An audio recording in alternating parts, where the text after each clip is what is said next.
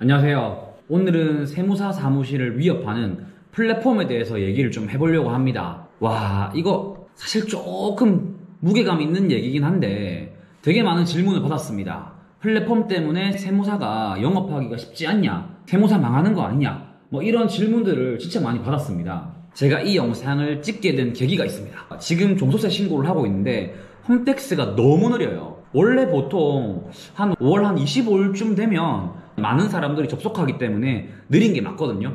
근데 월 초부터 이렇게나 느린 거는 제가 회계사무실 운영하면서 거의 처음이 아닐까라고 생각이 듭니다. 근데 그 이유가 이러한 플랫폼들, 삼땡이나 아니면 뭐 패스 뭐 이런 것들, 그런 플랫폼들이 한꺼번에 과다하게 땡기다 보니까 서버가 이제 과부하가 되어가지고 느리다고 하더라고요. 그래서 일하다가 이제 빡쳐가지고 안 되겠다, 영상 한번 찍어 올려야겠다 라고 하면서도 사실 저도 얘기하면서 좀 조심스럽죠. 그래서 제가 유튜브에 다 쳐봤거든요. 세무사 중에서 이런 플랫폼에 대해서 얘기하는 사람이 아무도 없습니다. 그래서 아마 얘기하면 제가 최초가 아닐까 싶긴 한데, 뭐 그렇다고 뭐 막 욕하거나 뭐 이렇게 하진 않겠습니다. 정말 있는 그대로의 상황, 제가 느끼는 그 부분에 대해서 얘기를 할 거고, 뭐 이걸로 나중에 명예훼손하면 저 같은 일개 사무실을 운영하는 입장에서 큰 기업들을 이길 수가 없죠. 그러다 보니 일단은 조금 조심스럽게 얘기를 하면서도, 그리고 혹시나 저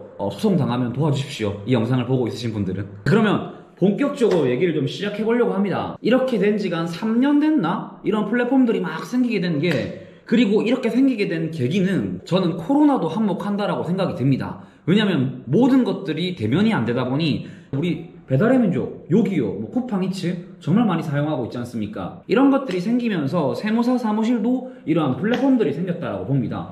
긍정적인 이유일 수 있죠. 근데 제 개인적인 생각인데, 이런 것들이 문제가 됐던 거는 처음에는 세무사가 아닌 사람들이 세금 신고를 도와주는 것은 불법이다 라는 말이 있어서 세무사에서 여러 가지 문제점을 꼬투리 삼아서 이것저것 좀 제재 아닌 제재를 했었습니다.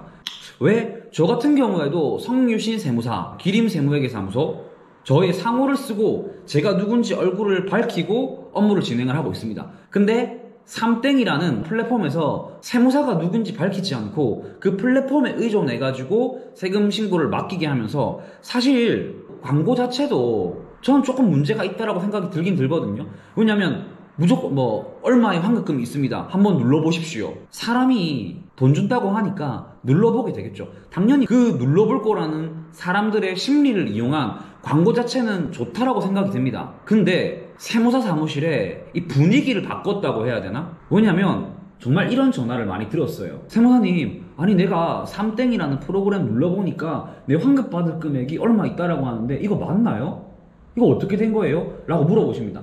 저는 그러면 거기에 대해서 설명을 해드려야 되는데 어떻게 말해야 될지 모르겠어요.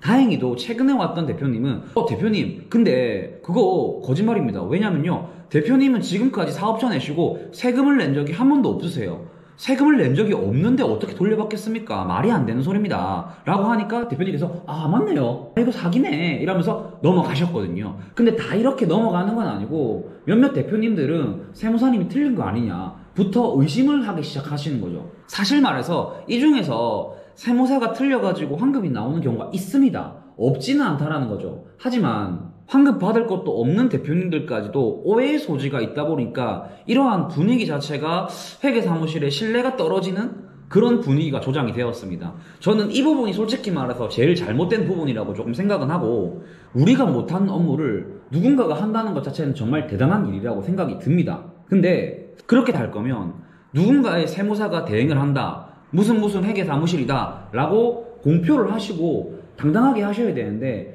누군가 뒤에 숨은 세무사, 누군가는 있겠죠.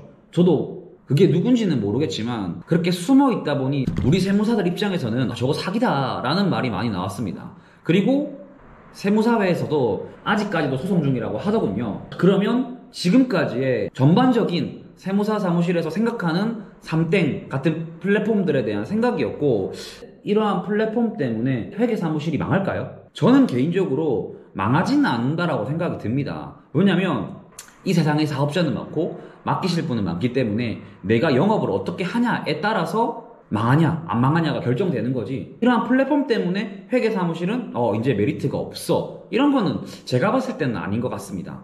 왜냐면 이러한 플랫폼이 없을 때도 개업하고 나서 폐업하는 세무사님들도 분명 있었을 거거든요. 우리의 밥줄을 위협하는 것도 맞는 말이긴 하죠. 그거 알고 계시죠? 회계사무실이 AI가 말한 가장 첫 번째로 사라질 직업이 세무사라고 하더군요. 저는 솔직히 말해서 그때 당시 아니 세무사가 사라질까라는 생각을 했는데, 이러한 플랫폼들과 같이 생각을 해본다라고 한다면 점점 더 이러한 플랫폼들이 더 많이 생길 거고, 그러면 나 같은 그냥 일반 회계사무실 운영하는 사람들은 위협을 받겠다. 그러다 보면 우리의 수입이 감소할 거고, 그러다 보면 나도 망할 수 있겠구나 라는 생각. 그래서 세무사 사무실이 사라지는 게 아니라 이러한 플랫폼들이 대체를 하다 보니까 우리가 사라지겠구나라는 생각은 솔직히 좀 하고 있습니다.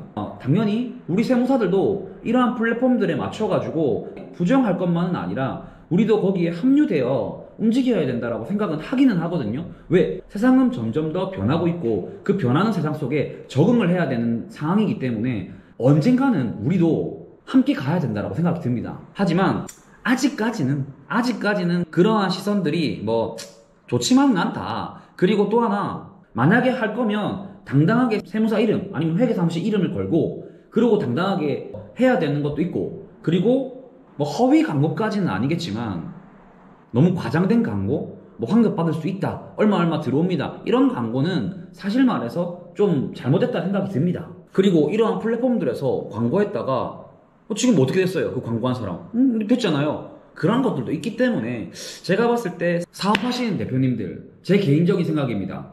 꼭 제가 아니다 하더라도 본인과 가까운 얼굴 보고 얘기할 수 있는 그런 세무사님을 찾아가셔가지고 맡기시는 게 제가 봤을 때 아직까지는 좋다라고 생각이 듭니다. 얼굴도 본 적 없고 그리고 누군지도 모르는 그런 곳에 맡기지 마시고 세무사 사무실 찾아가셔서 세무사님 얼굴 뵙고 상담하시고, 아니면 전화라도 하시던가 하셔서 세금 신고는 맡기시는 게 저는 좋다라고 생각됩니다. 지금까지 조금 무거운 얘기를 가지고 제가 얘기를 드렸는데 이걸로 저한테 소송 들어오거나 하진 않겠죠. 무튼 많은 분들이 궁금해하시고 물어보셔서 이러한 플랫폼들이 세무사 사무실에 영향이 어떻게 미치는지에 대해서 조금 얘기해드렸고, 저는 아직까지는 먹고 살만한 세상이라 생각합니다. 그러니 너무 걱정하지 마시고, 혹시나 세무사 공부를 하시고 있으신 수험생분들이 있으시다 하신다면 일단 합격하세요. 합격하시고 나시면 그때 가서 생각하시면 됩니다. 합격하시고 나시면 생각 들 겁니다.